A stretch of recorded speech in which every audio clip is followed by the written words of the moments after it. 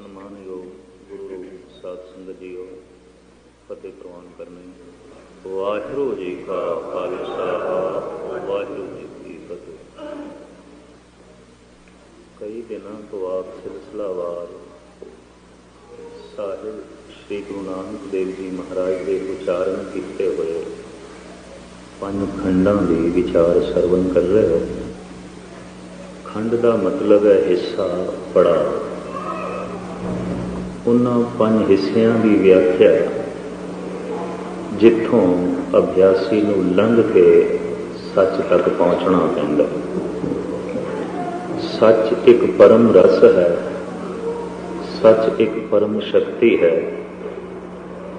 ਔਰ ਸੱਚ ਹੀ ਸੰਸਾਰ ਦਾ ਮੂਲ ਹੈ। ਇੱਥੇ ਤੱਕ ਪਹੁੰਚਣ ਵਾਸਤੇ ਹੀ ਮਨੁੱਖਾ ਤਨ ਇੱਕ ਵਸੀਲਾ ਹੈ, ਇੱਕ ਉਪਰਾਲਾ ਹੈ। ਇਸ ਵਸੀਲੇ ਦਾ ਮਨੁੱਖ ਸਹੀ ਪ੍ਰਯੋਗ ਕਰ ਸਕੇ, ਇਸਤੇਮਾਲ ਕਰ ਸਕੇ, ਸਤਿਗੁਰ ਨੇ ਕੁਝ ਰਹਿਣੀ ਬਹਿਣੀ ਸਾਡੇ ਸਾਹਮਣੇ ਰੱਖੀ ਹੈ। ਪ੍ਰਥਮ ਧਰਮ ਖੰਡ। ਧਰਮ ਖੰਡ ਵਿੱਚ ਜ਼ਿਆਦਾ ਗੱਲ ਸਰੀਰ ਦੀ ਹੈ, ਕਿਉਂਕਿ ਸਭ ਤੋਂ ਪਹਿਲੇ ਇਹ ਸਰੀਰ ਹੈ, ਇਹ ਦਿਖਾਈ ਦਿੰਦਾ, ਫਿਰ ਮਨ ਹੈ, ਫਿਰ ਆਤਮਾ। ਸਾਧਨਾ ਪਹਿਲੇ ਸਰੀਰ ਦੀ, ਇੱਕਦਮ ਮਨ ਦੀ ਨਹੀਂ ਹੋ ਸਕੇਗੀ। ਬੜੀ ਔਖੀ ਗੱਲ ਹੈ, ਕਿਸ ਤਰ੍ਹਾਂ ਮਨ ਨੂੰ ਸਾਧੋ? ਤੇ ਜਿਹੜਾ ਸਰੀਰ ਨੂੰ ਹੀ ਨਹੀਂ ਸਾਧ ਸਕਦਾ, ਉਹ ਕਿਸ ਤਰ੍ਹਾਂ ਮਨ ਨੂੰ ਸਾਧੇਗਾ? ਪਹਿਲੇ ਸਰੀਰ ਐਸਾ ਬਣਾਣਾ ਜੈਸਾ ਗੁਰੂ ਚਾਹੁੰਦਾ, ਫਿਰ ਮਨ ਵੈਸਾ ਬਣਾਣਾ ਜੈਸਾ ਗੁਰੂ ਚਾਹੁੰਦਾ, ਫਿਰ ਆਤਮਾ ਵੈਸੀ ਬਣਾਣੀ ਹੈ ਜੈਸੇ ਗੁਰੂ ਚਾਹੁੰਦਾ। ਤੇ ਜਿਹੜਾ ਸਰੀਰ ਦੇ ਤਲ ਤੇ ਹੀ ਫੇਲ ਹੋ ਗਿਆ, ਕਾਮਯਾਬ ਨਹੀਂ, ਅੱਗੇ ਗਮਨ ਹੋਣਾ ਬੜੀ ਔਖੀ ਗੱਲ। ਇਤਨੀ ਮੈਂ ਅਰਜ਼ ਕਰਦੇ ਹਾਂ। ਇਸੇ ਵਾਸਤੇ ਮੁਹੰਮਦ ਸਾਹਿਬ ਨੇ ਵੀ ਬੜੀ ਕਰੜੀ ਸ਼ਰਤ ਰੱਖ ਦਿੱਤੀ ਵੀ ਜਿਹੜਾ ਹਕੀਕਤ ਤੱਕ ਪਹੁੰਚਣਾ ਚਾਹੁੰਦਾ ਹੈ, ਖੁਦਾ ਤੱਕ ਪਹੁੰਚਣਾ ਚਾਹੁੰਦਾ ਹੈ, ਸੱਚ ਤੱਕ ਪਹੁੰਚਣਾ ਚਾਹੁੰਦਾ ਹੈ, ਪਹਿਲੇ ਸ਼ਰਅ ਵਿੱਚ ਆਵੇ। ਸ਼ਰਅ ਪਹਿਲੇ, ਫਿਰ ਤਰੀਕਤ, ਕੁਝ ਤਰਕ ਕਰਨਾ ਹੈ, ਕੁਝ ਛੱਡਣਾ ਹੈ, ਫਿਰ ਮਾਰਫਤ ਦੀ ਦੁਨੀਆ, ਬੈਰਾਗ ਦੀ ਦੁਨੀਆ, ਫਿਰ ਹਕੀਕਤ। ਹੂ ਬਹੁ ਇਸੇ ਤਰੀਕੇ ਨਾਲ ਤਮਾਮ ਭਾਰਤ ਦੇ ਸਨਾਤਨੀ ਰਿਸ਼ੀ ਮੁਨੀਆਂ ਨੇ ਕਹਿ ਦਿੱਤਾ, ਔਰ ਸਾਰੇ ਰਿਸ਼ੀ ਮੁਨੀਆਂ ਦੀ ਜੋ ਸਲਾਹ ਵਿਚਾਰ ਹੈ ਉਸਨੂੰ ਮਨੂ ਮਹਾਰਾਜ ਨੇ ਮਨੂ ਸਮਰਤੀ ਵਿੱਚ ਪੇਸ਼ ਕਰ ਦਿੱਤਾ ਕਿ ਪਹਿਲੇ ਕਰਮ ਕਾਂਡ ਲਾਜ਼ਮੀ, ਫਿਰ ਉਪਾਸਨਾ ਕਾਂਡ, ਫਿਰ ਗਿਆਨ। ਕਰਮ ਕਾਂਡ ਸਰੀਰ ਦਾ ਤਲ, ਉਪਾਸਨਾ ਕਾਂਡ ਮਨ ਦਾ ਤਲ, ਔਰ ਗਿਆਨ ਕਾਂਡ ਆਤਮਾ ਦਾ ਤਲ। ਉਹਨਾਂ ਨੇ ਵੀ ਇਸੇ ਤਰੀਕੇ ਨਾਲ ਸਪਸ਼ਟ ਕੀਤਾ ਕਿ ਸਰੀਰ ਦੇ ਤਲ ਤੇ ਕਰਮ ਵੈਸੇ, ਕਿਰਿਆ ਵੈਸੀ ਜੋ ਗੁਰੂ ਚਾਹੁੰਦਾ, ਮਨ ਦੇ ਤਲ ਤੇ ਵਿਚਾਰ ਵੈਸੇ ਜੋ ਗੁਰੂ ਚਾਹੁੰਦਾ, ਤੇ ਆਤਮਾ ਦੇ ਤਲ ਦੇ ਉੱਤੇ ਸਾਧਨਾ ਉਹ ਜੈਸਾ ਗੁਰੂ ਚਾਹੁੰਦਾ। ਤੇ ਜਿਹੜਾ ਸਰੀਰ ਪਹਿਲੇ ਪੜਾਅ ਦੇ ਉੱਤੇ ਹੀ ਨਹੀਂ ਪਹੁੰਚਿਆ, ਜੋ ਸਰੀਰ ਦੀ ਸਾਧਨਾ ਵਿੱਚ ਹੀ ਸਫਲ ਨਹੀਂ, ਮੁਸ਼ਕਿਲ ਹੈ ਉਸ ਮਨੁੱਖ ਵਾਸਤੇ ਮਨ ਦੀ ਸਾਧਨਾ ਕਰਨੀ। ਔਰ ਇਤਨੀ ਮੈਂ ਅਰਜ਼ ਕਰਾਂ, ਜਿਉਂ-ਜਿਉਂ ਬੰਦਾ ਅੱਗੇ ਜਾਏਗਾ ਸਾਧਨਾ ਔਖੀ ਹੈ। ਸਰੀਰ ਦੀ ਸਾਧਨਾ ਸਭ ਤੋਂ ਸੌਖੀ ਹੈ, ਬਹੁਤ ਸੌਖੀ ਹੈ। ਜੈਸਾ ਗੁਰੂ ਕਹਿੰਦਾ ਵੈਸਾ ਸਰੀਰ ਬਣਾ ਲੈਣਾ। ਜੈਸੇ ਮੁਹੰਮਦ ਸਾਹਿਬ ਨੇ ਕੁਝ ਰਿਵਾਇਤ ਸ਼ਰਅ ਵਿੱਚ ਰਾਇਜ ਕਰ ਦਿੱਤੀਆਂ, ਕਰਮ ਕਾਂਡ ਵਿੱਚ ਕੁਝ ਮਰਿਆਦਾ ਜੋੜ ਦਿੱਤੀ ਹੈ। ਉਪਨਿਸ਼ਦਾਂ ਦੇ ਰਿਸ਼ੀਆਂ ਨੇ, ਵੈਦਿਕ ਰਿਸ਼ੀਆਂ ਨੇ, ਸਨਾਤਨੀ ਰਿਸ਼ੀਆਂ ਨੇ, ਉਹਦੇ 'ਚ ਬਕਾਇਦਾ ਕੁਝ ਪਹਿਰਾਵਾ ਵੀ ਹੈ, ਕੁਝ ਰਹਿਣ ਸਹਿਣ ਦਾ ਢੰਗ ਵੀ ਹੈ, ਕੁਝ ਖਾਣ ਪਾਣ ਦਾ ਢੰਗ ਵੀ ਹੈ। ਉਸ ਦੇ ਵਿੱਚ ਜਿਹੜਾ ਨਿਪੁੰਨ ਹੋ ਗਿਆ ਉਹਨੂੰ ਕਹਿੰਦੇ ਨੇ ਕਰਮ ਕਾਂਡ। ਇਹ ਪੂਰਾ ਕਰਮ ਕਾਂਡ ਹੀ ਹੈ। ਤੇ ਕਰਮ ਕਾਂਡ ਦਾ ਸਿੱਧਾ ਤਾਲੁਕ ਹੈ ਸਰੀਰ ਨਾਲ, ਧਰਮ ਖੰਡ ਦਾ ਸਿੱਧਾ ਤਾਲੁਕ ਹੈ ਸਾਡੇ ਸਰੀਰ ਨਾਲ। ਸਾਡੇ ਸਰੀਰ ਤੋਂ ਕਿਸੇ ਨੂੰ ਚੋਟ ਨਾ ਪਹੁੰਚੇ, ਤੇ ਸਾਡੇ ਸਰੀਰ ਦੀ ਰਹਿਣੀ ਬਹਿਣੀ ਵੀ ਇਸ ਢੰਗ ਨਾਲ ਹੋਵੇ ਜੈਸਾ ਗੁਰੂ ਚਾਹੁੰਦਾ। ਅਗਲੀ ਗੱਲ ਹੈ ਹੁਣ ਮਨ ਦੀ। ਔਰ ਜੈਸੇ ਜੈਸੇ ਮਨੁੱਖ ਅੱਗੇ ਜਾਏਗਾ ਸਾਧਨਾ ਕਰੜੀ ਹੈ। ਰੰਗਣਾ ਸਰੀਰ ਨੂੰ ਵੀ ਹੈ, ਰੰਗਣਾ ਮਨ ਨੂੰ ਵੀ ਹੈ, ਰੰਗਣਾ ਆਤਮਾ ਨੂੰ ਵੀ ਹੈ। ਇਹ ਮਨ ਸੁੰਦਰ ਆਪਣਾ ਹਰ ਨਾਮ ਮਜੀਠੇ ਰੰਗਰੀ। पर इस तो पहले तन है, ये सामने है, ये अस्तूल है। तो मैं फिर इतनी अर्ज कर देना, तुसी सारे सियाणे हो कि बार बार दोहराने की लोड़ नहीं। जो शरीर के तल दे उत्ते कामयाब नहीं, जैसा गुरु चाहता है वैसा शरीर बना लेना मुश्किल है। वो मनुख मन के तल पर कामयाब हो गए कि जैसा गुरु चाहता है वैसा वो मन बना लगे। वो तो बहुत करड़ी साधना, बहुत औखी साधना। ते इतनी गल मननी पैगी कि गुरु साडे नालों अगे है, गुरु साडे नालों वड्डा है। गुरु ग्रंथ साहब जी महाराज ते अन्य धर्म ग्रंथ कहते हैं कि मनुख के अंदर एक प्रीत है, एक खिच है, एक कशिश है, एक तड़प है। सारियां दे अंदर है, पंछियां दे अंदर भी है, पशुओं के अंदर भी है। वो जिहड़ी प्रीत है अपने तो छोटियां दे उत्ते जिस वक्त जाती है, उस प्रीत नूं कहण स्नेह। ते वो प्रीत जब अपने ते बराबर वालियां नाल जाके संबंध जोड़दी है, उहनूं कहण प्रेम। ते ओही प्रीत जब अपने तो वड्डियां नाल संबंधित होंदी है, उहनूं कहण शरधा। शरधा, प्रेम, स्नेह इक्को ही गल है। छोटियां नाल स्नेह, बराबरी वाले नाल प्रेम, वड्डे नाल शरधा। धार्मिक खोजी कह रहे हैं कि संसार विच शरधा खोंदी जा रही है। क्यों? अपने तो वड्डा मनना बड़ी औखी गल है। शरधा होंदी अपने तो वड्डे जो मन लईए, हाँ ये मैथों अगे है, मेरे नालों अगे है, मैथों वड्डा है। तो मनुख दा हंकार हुण इतना वड्डा हो गया है कि ये अपने नालों वड्डा किसी नूं भी मनण नूं राजी नहीं। तो शरधा खो गई ते बराबरी का दर्जा भी देने को तैयार नहीं, प्रेम भी खो गया। बस स्नेह है थोड़ा बहुत, बच्चियां के तल देते है। बच्चियां बराबरी देनी बड़ी औखी गई, और प्रेम का जन्म होता है बराबरी की तल से। इतनी मैं अर्ज कर दें, गुलाम ते मालिक विच कोई प्रेम नहीं होता, दास ते मालिक विच कोई प्रेम नहीं होता। गुरु गोबिंद सिंह जी महाराज ने इस गल नूं समझिया सी कि मैं अमृत छकाया है, अमृत छकाण दे नाते मैं गुरु हाँ ये सिख ने, मैं दाता हाँ ये मंगते हैं। देण दे नाते मैं दाता हाँ ये मंगते हैं, देण दे नाते मैं गुरु हाँ ये सिख ने। तो बराबरी तो हो ही ना, प्रेम नहीं पैदा होगा। तो पता है आप फिर उन्होंने पंजां दे अगों हथ जोड़ के खड़े हो गए। हुण मैनूं दे कोई लोड़ नहीं सी, ते अमृत की मूर्ति सन, उन्होंने ते रोम रोम दे चों अमृत निकलता सी। ऐसा क्यों किया? बराबरी देनी सी, क्योंकि प्रेम बराबरी के गल पे होंदा है। जो छोटा है तो गल बड़ी औखी है। बराबरी मेरे पातशाह ने दी। इसे वास्ते शाहद मुहम्मद लतीफ कहता है कि गुरु गोबिंद सिंह जी महाराज का एक रूप नहीं है। उन्हें कुछ जीवन कथा लिखी है, कहता मैं लिखण दे असमर्थ हाँ। बई क्यों? कहता जद मैं देखदा कि हथ दे कलम है ते लिखण दे कोई लीन है, जमुना के तट पे बैठा है, ऐसा प्रतीत होता है कोई शायर है, कोई कवि है। पर जब मैं देखदा हथ दे तलवार है, भंगाणी के युद्ध दे तलवार पई चल रही है। जिस हाथ दे कलम से उस तलवार, ख्याल आ जाता है कि कोई सूरमा है, कोई योद्धा।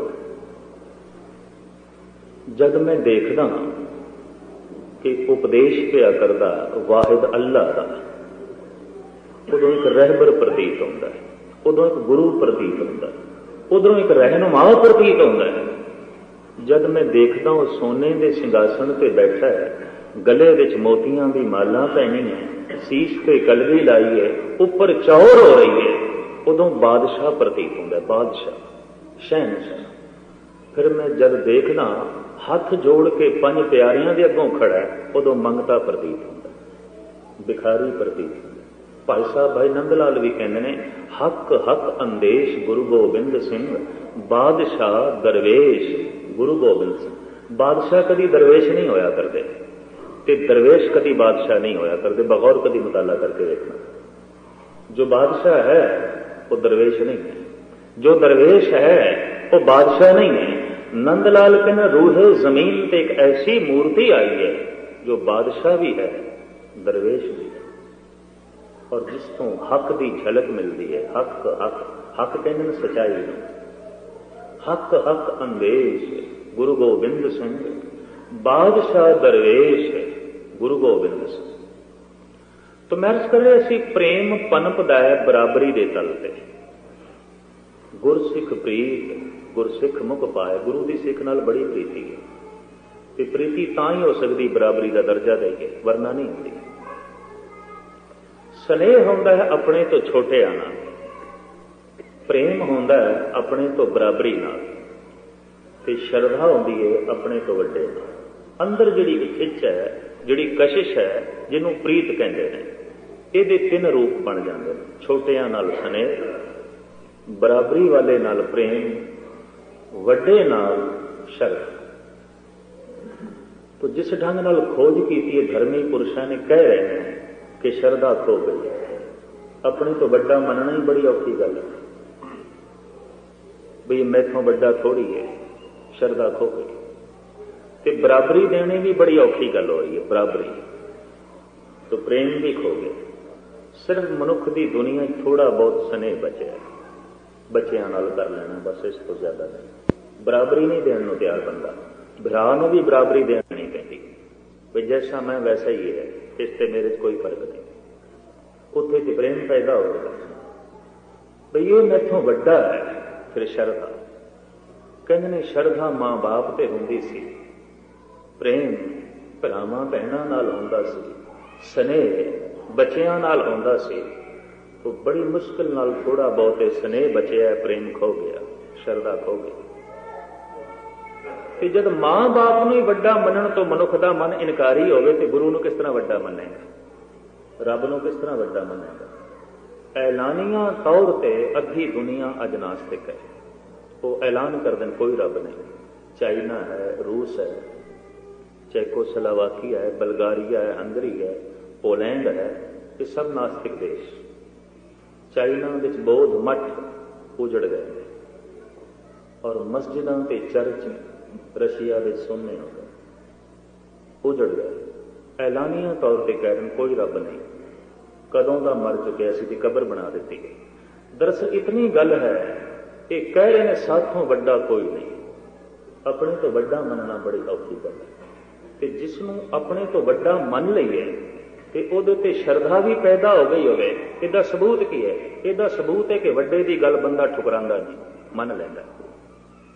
मैं कई दफा देखदा कि लोग पुत्रां दी नाजायज गल भी मन लैंदे ने, मित्रां दी नाजायज गल भी मन लैंदे ने, पत्नी दी गलत गल भी मन लैंदे ने, या पति दी गलत गल भी मन लई जाती है। गुरु दी जायज गल भी नहीं मन्नी जाती। गुरु दी सही गल नूं भी मनण तो मन इनकारी है। बगौर कभी मुताला करना, मित्रां दी गलत गल भी मन लैंदे, पुत्रां दी गलत गल भी मन लैंदे, परिवार दी गलत गल भी मन लैंदे, संसार दी गलत गल भी मन लैंदे, गुरु दी सही गल भी नहीं मनते। कारण की गुरु नूं बराबरी या अपने तो वड्डा समझना बड़ी औखी गल, बहुत औखी गल। गुरु की गल क्यों ठुकरा देंगे? साथों वड्डा थोड़ी है, साथों नहीं वड्डा। और इस वास्ते मैं अर्ज करना कि सुनना बड़ी सौखी गल है, सुनन लग्या की औखियाई है, मनन लग्या औखियाई है। इस वास्ते मनन वाले की बड़ी महिमा है। मन्ने की गत कही न जाए, जे को कहे पछे पछताए। जिन्हें सुन के मन लिया सैकंड ओदी महिमा नहीं कह सकते, ओदी महिमा बयान ही नहीं कर सकते। कागज कलम न लिखण हार, मन्ने का बह करन विचार। ऐसा संसार में कोई कागज नहीं है कि समुचे कागज के उत्ते उस मनुख की महिमा लिख दी जाए जिन्हें मन लिया। ऐसी कोई कलम नहीं, ऐसा कोई लेखक नहीं जो लिख सके। कागज थोड़ा है, कलम है नहीं, लिखण वाला भी कोई नहीं, जो उस मनुख की अवस्था बयान कर देवे जिसने सुन के मन लिया। ते गुरु नानक देव जी महाराज का फरमान, जिन्नी सुन के मनिया हों तिन बलहारे। जिसने सुन के मन लिया सदके जाते हैं, कुर्बान जाते हैं, उस तो निछावर जाते हैं। इन्हें मेरा सुनिया नहीं मनिया। तो सुनन वालियां की भीड़ मैं करीबन समुची दुनिया च वेखी है। लोकी कीर्तन भी सुनते हैं, अखंड पाठ भी सुनते हैं, कथा भी सुनते हैं। सुनन वालियां की बहुत वड्डी भीड़, ते कदी गिणती करोगे मनण वाले, क्षमा करनी दो हत्थां दीयां जड़ियां उंगलियां ने ना, शायद इन्हां दे उत्ते ही गिणे जाण, बस इस तो ज्यादा मनुख नहीं मिलते। बहुत लंबी चौड़ी भीड़ दे सुनना आसान है। सुनन लग्या कोई अपने आप को बदलण की लोड़ भी नहीं, चलो सुन लिया गल खत्म, सुन ली। पर मनन लग्या तो बदलना पैंदा। ते मनदा मनुख किसदी गल है, जिसदे बारे ये कबूल कर लवे मैथों वड्डा, उत्थे शरदा होंदी है। शरदा खो गई है, शरदा नहीं गई। इतनी गल मननी पेगी मैथों वड्डा है। ते पुरखा जब तैथों वड्डा है तो फिर गल मन, गल खत्म, फिर तो शरदा नहीं है। अपने तो वड्डा मनना बड़ी औखी गल है। तो जिस दिन मनुख का मन कहता है कि गुरु मेरे नालों वड्डा है, बहुत वड्डा है, बहुत वड्डा है, धार्मिक दुनिया च बहुत अगे है, बहुत अगे, और जो कुछ भी कहता है सही कहता है, सही कहता है। शरदा ऐसी जागती है, बचन गुरु जो पूरे कहा, मैं छीक गाठड़ी बन, तो एकदम बन लिया, ठीक है मैं मन लिया। ऐ गुरु जो तू कहा है मैं मन लिया, मैं कबूल करना। और उस दिन सुनिया होया ते गाया होया लेखे लग जाता है। गावया सुनिया तिनका हर थाए पावे, जिन सतगुर की आ गया सत सत कर्मान। उस दिन लेखे लग जाता है। सुनिया होया लेखे लग गया, पढ़िया होया लेखे लग गया, गाया होया लेखे लग गया। जब अंदरों कह दिता सत है, ठीक है, ठीक है, मैं गलती ते हाँ, तू सही है, मैं कबूलदा, मैं प्रवान करदा। तो मैं इतनी अर्ज कर दिया, सुनन वाले की भीड़ में वेख के किधरे इस चक्कर च ना पै जाना कि लोग मनण वाले हैं। तो हो सकता है मेरा अंदाजा गलत होवे, मैं सुनन वाले वेखे न समुची दुनिया, सुनन वाले, मनण वाले नहीं, बहुत थोड़े, बहुत थोड़े। और ऐसा भी देखे बार बार सुनते हैं, सालां बदी सुनते हैं, मनना औखा है। क्योंकि मनन लगे बदलना, मनन लगे तब्दील करना अपने, तो मनना ही बड़ी औखी गल है। सुनन लग्या की औखिया जी, तुसीं सुन लो की औखिया, एक शब्द सतगुरु का वाक सुन लो की औखिया जी। पर जब मनन की गल आएगी बहुत औखा। कीर्तन तुसीं सुन लिया की औखिया जी, कोई औखिया नहीं। जब मनन की गल आएगी औखिया जी। शब्द की कथा तुसीं सुन लई की औखिया जी, कोई औखिया ही नहीं। कि जब मनन की गल आएगी तो जिहड़ा पुराना ढांचा साडे कोल है तोड़ना पेगा, नवे ढांचे में कबूल करना पड़ेगा। इस वास्ते मनना बहुत औखा है। और इस वास्ते गुरु नानक कहने में सदके जाना उस तो जिसने सुन के मन लिया, जिन्हें सुन के मनिया हो तिन बलहारे जा। कुर्बान जाते हैं, सदके जाते हैं। इन्हें निरा सुनिया नहीं, इन्हें मन भी लिया। सुनिए मनिए मन कीता भाव, अंतरगत तीरथ मल्ला। यही अंतरी तीरथ है। ਇਹਦੇ ਨਾਲ ही सारी मैल धुल जाती है। सुनिया है तो फिर मनिया है तो फिर अंदर भाव प्रेम पैदा हो गया, श्रद्धा पैदा, हिरदा साफ हो गया, शुद्ध हो गया। निरी सुनदियां गल नहीं बनेगी। ये ठीक है कि उपनिषदां दे ऋषि कहते हैं श्रुतवा धर्मं विजानाति, बई सुनन दे नाल ही धर्म की प्राप्ति होती है। दरअसल सुनन दे नाल धर्म का बोध मिलता है। पर हुण धर्मी बनना है, मेरे बोध नाल गल नहीं बनेगी। बोध तो हासिल हो गया, ज्ञान तो मिल गया, सूझ तो मिल गई, पर हुण इस सूझ नूं वरतना है, मनना है, जिंदगी दे ढालना है। इतना तो पता चल गया कि दीवा किवें जलाएगा, पर हुण पता चल गया इहदे नाल ते अंधेरा नहीं मिटना, दीवा जलाना पैना, तां जाके गल बनेगी। तो जिहड़ा जलाना है ना, ये गल औखी, ये वास्ते कोई साधन जुटाने पैने। तो महर्ष करे असी सहजे सहजे ज्यों ज्यों मनुख की सुरत गुरमत के मार्ग ते चल रही है, नवी तो नवी तब्दीलियां आउंदियां ने। प्रथम पड़ाव है धर्म खंड, शरीर का खंड। शरीर नूं ऐसा बनाना है जैसा गुरु कहता है। तो शरीर की रहनी बहनी, मन की रहनी बहनी, आत्मा की रहनी बहनी। यदि शरीर की रहनी बहनी ठीक नहीं, वही मन की की खाक ठीक होगी, वो किस तरह करेगा? मन तो बहुत सूक्ष्म है, आत्मा उसको भी ज्यादा सूक्ष्म है कि जिहड़ा मोटा है शरीर दिखाई दे रहा है, इनू ही काबू च नहीं रख सकता, मन नूं कित्थे काबू च रखेगा? किस तरह रखेगा? तो प्रथम धर्म खंड, धर्म खंड विच की तू शरीर नूं मर्यादा दे। मर्यादा की है? तो मर्यादा सतगुर खुल के दस देंदे ने। रहतनामे साडे सामने ने, वो साडी रहत मर्यादा, वो शरीर वास्ते है, मन वास्ते नहीं है। बाणी का जिहड़ा पाठ है ये मन वास्ते है, शब्द का जिहड़ा जाप है वाहिगुरू वाहिगुरू का, ये आत्मा वास्ते। इतनी गल फिर मैं बार बार ना दोहरावां। जिहड़ा बंदा हुण जाप आरंभ कर देंदा है ते शरीर नूं ऐसी क्रिया ऐसी रहत दे देंदा है जो गुरु नूं प्रवान है, गुरु नूं कबूल है, उस बंदे की सुरत अगे चल पैंदी है। वो ज्ञान खंड विच पहुंचदी, नवे द्वार खुलते हैं। पर खुलासा आपने सरवण किया है, ज्ञान खंड विच पहुंचया होया मनुख व्यक्ति का पुजारी नहीं रहता, वो शक्ति का पुजारी होता। उसकी दृष्टि विच परमात्मा व्यक्ति नहीं, शक्ति। जाप जारी है, सुरत अगे चली गई। वो सरम खंड, मेहनत का खंड, ये खंड बड़ा करड़ा, क्योंकि ज्यों ज्यों अगे जाना है चढ़ाई बिखड़ी होती जाए, बहुत बिखड़ी। और ये खंड जिथे बिल्कुल अपने आप को बदलना है, मन को बदलना है, बुद्ध को बदलना है, चित्त को बदलना है, आहंग को बदलना है। बदलने का मतलब कि दरअसल जब अंदरों कोई गलत फुरना ना पैदा होवे, मन बदल गया, कोई गलत विचार पैदा ही नहीं होता।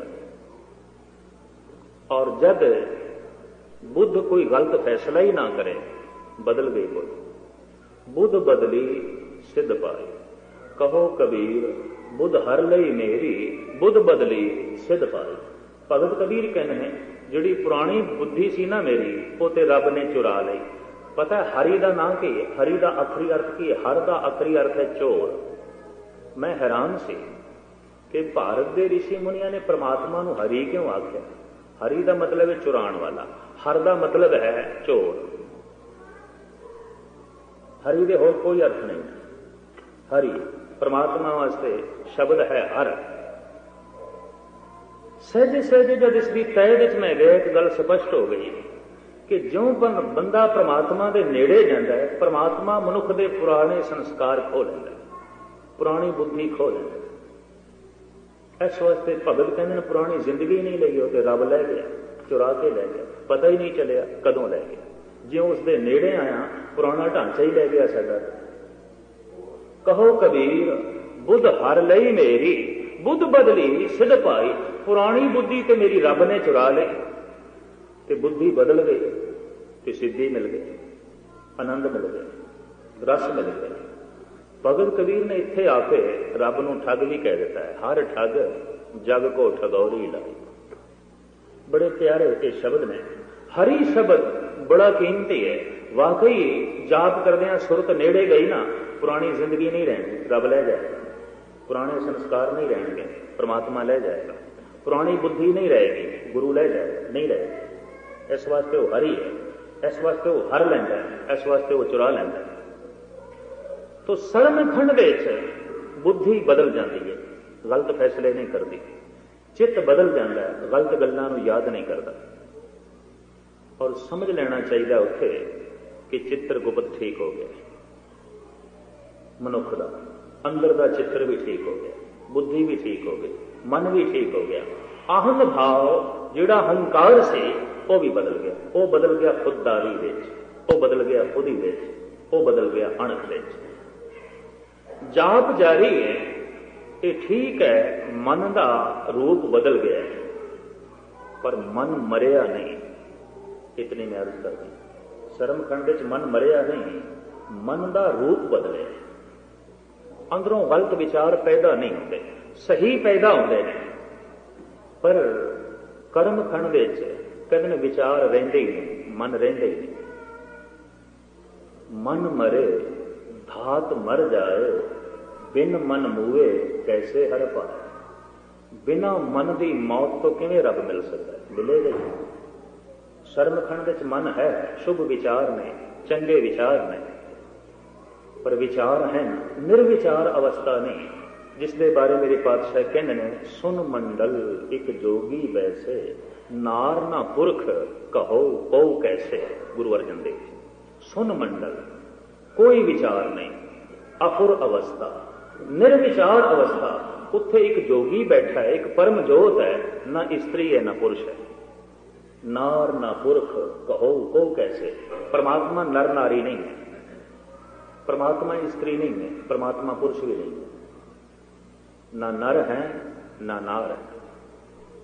तो सुन मंडल एक जोगी वैसे, नार ना पुरख कहो को कैसे। सुन मंडल ਇਹਦਾ मतलब विचार खो गए। और उस अवस्था ਵਿੱਚ कर्मखंड ਦੀ अवस्था ਵਿੱਚ इतना प्यार प्रबल होया है, विचार खो गए, विचार खो गए। निर्विचार अवस्था, मन मर गया। मन अंतर बोले सब कोए, ਮਨ ਮਾਰੇ ਬਿਨ ਭਗਤ ਨਾ ਹੋਏ। ਸਰਮਖੰਡ ਵਿੱਚ ਖਤਰਾ ਬਣਿਆ ਰਹਿੰਦਾ ਥੋੜਾ ਜਿਹਾ। ਮਨੁੱਖ ਪਿੱਛੇ ਵੀ ਮੁੜ ਸਕਦਾ ਹੈ, ਮਨੁੱਖ ਅੱਗੇ ਵੀ ਜਾ ਸਕਦਾ ਹੈ। ਇਤਨੀ ਸਾਧਨਾ ਕਰਕੇ ਧਰਮਖੰਡ, ਗਿਆਨਖੰਡ ਤੇ ਸਰਮਖੰਡ ਤੱਕ ਪਹੁੰਚਿਆ ਹੈ, ਥੋੜਾ ਜਿਹਾ ਖਤਰਾ ਰਹਿੰਦਾ ਹੈ। ਵਿਚਾਰ ਤੇ ਸ਼ੁਭ ਹੋ ਗਏ ਨੇ, ਲੇਕਿਨ ਅਜੇ ਵੀ ਗਲਤ ਸੰਗਤ ਵਿੱਚ ਬੈਠਣ ਨਾਲ ਸ਼ੁਭ ਵਿਚਾਰ ਖਤਮ ਹੋ ਸਕਦੇ ਨੇ, ਹੋਰ ਮਲੀਨ ਵਿਚਾਰ ਪੈਦਾ ਹੋ ਸਕਦੇ ਨੇ। ਕੁਸੰਗਤ, ਭੈੜੀ ਸੰਗਤ, ਗਲਤ ਥਾਂ ਤੇ ਬੈਠਣ ਨਾਲ ਖਤਰਾ ਹੈ, ਸਰਮਖੰਡੀ ਵਾਸਤੇ ਖਤਰਾ ਹੈ। ਔਰ ਮੈਂ ਚੰਗੇ ਚੰਗੇ ਇਸ ਤਰ੍ਹਾਂ ਦੇ ਗੁਰਸਿੱਖ ਵੇਖੇ ਨੇ, ਬੜੀ ਸਾਧਨਾ ਕਰਦੇ ਸਨ, ਬੜਾ ਭਜਨ ਕਰਦੇ ਸਨ, ਕੁਝ ਅੱਗੇ ਚੱਲੇ ਵੀ ਸਨ, ਮੁੜ ਗਏ, ਬਿਲਕੁਲ ਮੁੜ ਗਏ। ਹੌਲੇ ਹੌਲੇ ਚੱਲੇ ਸਨ, ਕੋਈ ਜ਼ੋਰ ਦਾ ਧੱਕਾ ਲੱਗਿਆ, ਥੱਲੇ ਜਾ ਪਏ। ਅੱਜ ਜਿਵੇਂ ਕੋਈ 8 ਮੰਜ਼ਿਲਾ ਮਕਾਨ ਦੇ ਉੱਤੇ ਖੜਾ ਹੋਵੇ ਔਰ ਬਿਲਕੁਲ ਕਿਨਾਰੇ ਤੇ ਖੜਾ ਹੋਵੇ, ਉਹਨੂੰ ਇੱਕ ਧੱਕਾ ਦੇ ਕੇ ਥੱਲੇ ਗਿਰਾਇਆ ਜਾ ਸਕਦਾ ਹੈ, ਪਰ ਕੋਈ ਥੱਲੇ ਖੜਾ ਹੋਵੇ ਉਹਨੂੰ ਇੱਕ ਧੱਕਾ ਦੇ ਕੇ ਉੱਪਰ ਨਹੀਂ ਚੜਾਇਆ ਜਾ ਸਕਦਾ, ਉੱਤੇ ਹੌਲੇ ਹੌਲੇ ਚੜੇਗਾ। ਹੂਬਹੂ ਇਸੇ ਤਰੀਕੇ ਨਾਲ ਸਾਧਨਾ ਕਰ ਕਰਕੇ ਮਨੁੱਖ ਕਦੀ ਬੁਲੰਦੀਆਂ ਨੂੰ ਛੂੰਹਦਾ ਹੈ, ਇੱਕੋ ਹੀ ਕੁਸੰਗਤ ਦਾ ਧੱਕਾ ਲੱਗਦਾ ਥੱਲੇ, ਇੱਕੋ ਹੀ। ਔਰ ਕਈ ਮੈਂ ਦੇਖਦਾ ਇੱਕੋ ਹੀ ਧੱਕੇ ਨਾਲ ਗਿਰੇ ਨੇ, ਐਸੇ ਗਿਰੇ ਨੇ ਥੱਲੇ ਹੀ ਆ ਗਏ। ਕਈਆਂ ਦੀ ਕਿ ਹੱਡੀਆਂ ਹੀ ਚਿਕਨਾ ਚੂਰ ਹੋ ਗਏ ਨੇ, ਉੱਠਣ ਦੀ ਹਿੰਮਤ ਹੀ ਕੋਈ ਨਹੀਂ। ਹੁਣ ਉੱਠ ਵੀ ਸਕੀਏ, ਹੁਣ ਉੱਠਣ ਦੀ ਇੱਛਾ ਹੀ ਨਹੀਂ ਰਹੀ। ਹੁਣ ਕੋਈ ਗੁਰਦੁਆਰਾ ਵੀ ਹੁੰਦਾ ਹੈ, ਕੋਈ ਬਾਣੀ ਦਾ ਰਸ ਵੀ ਹੈ, ਕੋਈ ਗੁਰੂ ਵੀ ਹੈ, ਕੋਈ ਮੇਰੀ ਸਭ्यता ਵੀ ਹੈ, ਕੋਈ ਮੇਰੀ ਤਹਿਜ਼ੀਬ ਵੀ ਹੈ, ਬਿਲਕੁਲ ਭੁੱਲ ਗਏ। ਐਸੀ ਹੱਡੀਆਂ ਟੁੱਟੀਆਂ ਨੇ, ਉੱਠਣ ਦੀ ਹਿੰਮਤ ਵੀ ਕੋਈ ਨਹੀਂ, ਪੈ ਗਏ, ਬਿਲਕੁਲ ਲੇਟ ਗਏ, ਬਿਲਕੁਲ ਢਹਿ ਗਏ। ਇੱਕੋ ਸੱਟ, ਇੱਕੋ ਧੱਕਾ ਇਤਨਾ ਜ਼ੋਰ ਦਾ ਲੱਗਾ ਹੈ, ਥੱਲੇ ਜਾ ਕੇ। ਤੋ ਸਰਮਖੰਡ ਵਿੱਚ ਇਹ ਖਤਰਾ ਬਣਿਆ ਰਹਿੰਦਾ ਹੈ। ਮਨ ਜਿਹੜਾ ਹੈ, ਇਹਦੀ ਇੱਕ ਹਾਲ ਆਦਤ ਹੈ ਕਿ ਵਿਚਾਰਾਂ ਦੇ ਪ੍ਰਵਾਹ ਦੇ ਵਿੱਚ ਰਹਿਣਾ, ਔਰ ਇਸ ਵਿਚਾਰਾਂ ਦੇ ਪ੍ਰਵਾਹ ਦਾ ਨਾਂ ਹੀ ਮਨ ਹੈ। ਇਹ ਡੋਲਦਾ ਰਹਿੰਦਾ ਹੈ, ਕਦੀ ਸੱਜੇ ਕਦੀ ਖੱਬੇ। ਉਦਾਹਰਨ ਦੇ ਰੂਪ ਵਿੱਚ ਇੱਕ ਘੜੀ ਦਾ ਜੋ ਪੈਂਡਲੂਮ ਹੈ, ਜਿਵੇਂ ਸੱਜੇ ਖੱਬੇ ਜਾਂਦਾ ਹੈ, ਹੂ ਬਹੂ ਮਨ ਦੀ ਹਾਲਤ ਇਹ ਹੈ, ਕਦੀ ਸਰੀਰ ਦੀ ਤਰਫ ਜਾਂਦਾ ਹੈ, ਕਦੀ ਆਤਮਾ ਦੀ ਤਰਫ। ਇਹ ਵਿਚਕਾਰ ਹੈ। ਜਦ ਸਰੀਰ ਦੀ ਤਰਫ ਜਾਂਦਾ ਹੈ ਤੇ ਵਾਸ਼ਨਾ ਪੈਦਾ ਹੁੰਦੀ, ਲੋਭ ਪੈਦਾ ਹੁੰਦਾ, ਭੈ ਪੈਦਾ ਹੁੰਦਾ, ਤ੍ਰਿਸ਼ਨਾ ਦਾ ਜਨਮ ਹੁੰਦਾ ਹੈ, ਈਰਸ਼ਾ ਦਾ ਜਨਮ ਹੁੰਦਾ ਹੈ। ਤੇ ਜੋ ਮਨ ਦਾ ਝੁਕਾਅ ਆਤਮਾ ਦੀ ਤਰਫ ਹੁੰਦਾ ਹੈ, ਫਿਰ ਨਿਰਵੈਰਤਾ ਪੈਦਾ ਹੁੰਦੀ ਹੈ, ਨਿਰਵਿਚਾਰ ਅਵਸਥਾ ਪੈਦਾ ਹੁੰਦੀ ਹੈ। ਕਿਉਂਕਿ ਆਤਮਾ ਦੀ ਤਰਫ ਜਾਂਦਾ, ਆਤਮਾ ਸਾੜ ਕੇ ਰੱਖ ਦਿੰਦੀ ਹੈ। ਆਤਮਾ ਨੂੰ ਇੱਕ ਜੋਤ ਮੰਨਿਆ ਗਿਆ। ਆਤਮਾ ਇੱਕ ਅਗਨ ਹੈ, ਬ੍ਰਹਮ ਅਗਨ ਹੈ, ਉਹ ਸਾੜਦੀ ਹੈ, ਵਿਚਾਰਾਂ ਨੂੰ ਖਤਮ ਕਰਦੀ ਹੈ। ਨਿਰਵਿਚਾਰ ਹੋ ਜਾਂਦਾ ਹੈ, ਇਹ ਨਿਰਭੈ ਹੋ ਜਾਂਦਾ ਹੈ, ਪਵਿੱਤਰ ਹੋ ਜਾਂਦਾ ਹੈ, ਸੰਤੋਖੀ ਹੋ ਜਾਂਦਾ ਹੈ। ਅਜੇ ਆਤਮਾ ਦੇ ਨੇੜੇ ਥੋੜਾ ਜਿਹਾ ਗਿਆ ਹੁੰਦਾ, ਫਿਰ ਵਾਪਸ ਕਦੀ ਬਗੌਰ ਮੁਤਾਲਾ ਕਰ ਲੈਣਾ, ਕਦੀ ਚੰਗੇ ਖਿਆਲ ਨੇ, ਕਦੀ ਮਾੜੇ ਖਿਆਲ ਨੇ, ਕਦੀ ਪਵਿੱਤਰਤਾ ਹੈ, ਕਦੀ ਅਪਵਿੱਤਰਤਾ ਹੈ, ਕਦੀ ਕੁਰਬਾਨੀ ਪੜਨ ਨੂੰ ਜੀ ਕਰਦਾ ਹੈ, ਕਦੀ ਨੇੜੇ ਆਉਣ ਨੂੰ ਵੀ ਜੀ ਨਹੀਂ ਕਰਦਾ, ਕਦੀ ਕੀਰਤਨ ਸੁਣਨ ਨੂੰ ਜੀ ਕਰਦਾ ਹੈ, ਕਦੀ ਸੁਣਨ ਨੂੰ ਬਿਲਕੁਲ ਨਹੀਂ ਜੀ ਕਰਦਾ।